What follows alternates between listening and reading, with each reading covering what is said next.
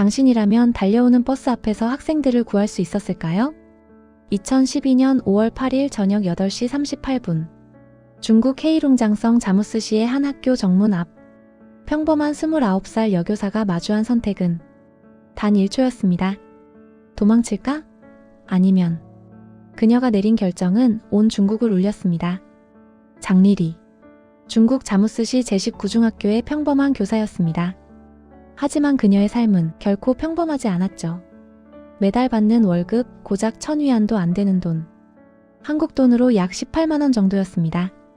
그런데도 그녀는 점심을 굶는 학생에게 자신의 도시락을 나눠줬고 몸이 약한 아이에게 영양제를 사줬습니다.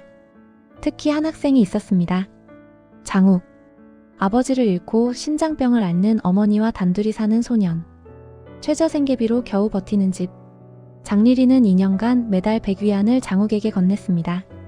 하지만 아무도 없을 때만 자존심 상할까봐 그녀의 따뜻함은 항상 조용했습니다. 2012년 5월 8일 저녁. 학생들을 배웅하던 평범한 하루였습니다. 장리리는 늘 그랬듯이 학생들과 함께 건널목을 건너고 있었습니다.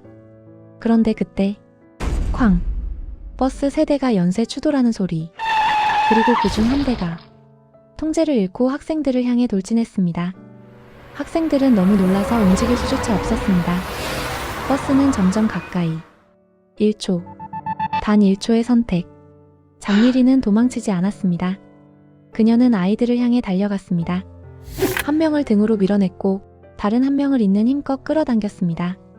두 아이는 길 밖으로 벗어났습니다. 하지만 그녀는 버스 아래 깔렸습니다.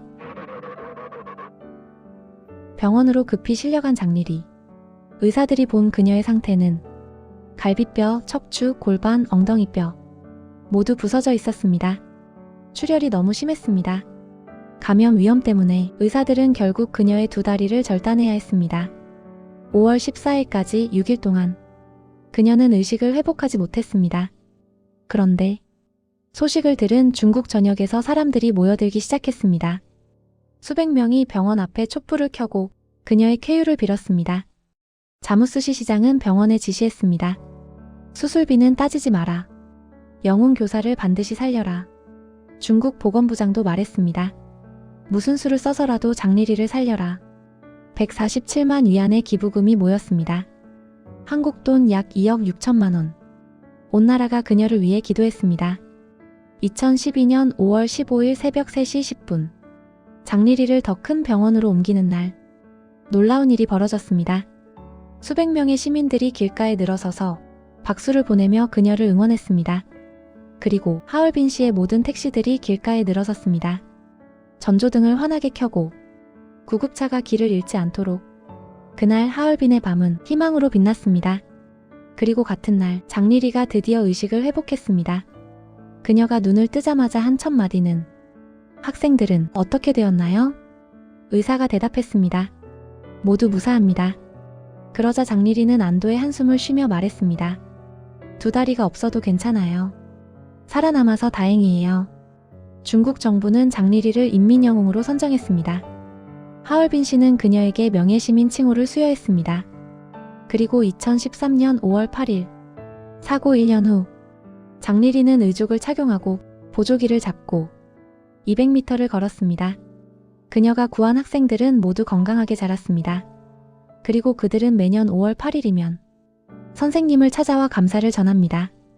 2013년 그녀의 이야기는 영화로 만들어졌습니다. 장리리 선생님의 이야기. 온 중국이 극장에서 눈물을 흘렸습니다. 사람들은 그녀를 이렇게 불렀습니다. 중국에서 가장 아름다운 선생님. 월급 18만 원으로 살면서도 학생들에게 자신의 것을 나눠주던 선생님. 버스 앞에서 1초의 망설임도 없이 아이들을 향해 달려간 선생님. 두 다리를 잃고도 학생들은 괜찮냐고 먼저 물었던 선생님. 장리리는 말했습니다. 선생님이라면 당연한 일을 했을 뿐이에요. 하지만 우리는 알고 있습니다. 그 당연함이 얼마나 위대한 사랑인지를. 진정한 영웅은 망토를 입지 않습니다. 그들은 우리 곁에서 조용히 빛납니다.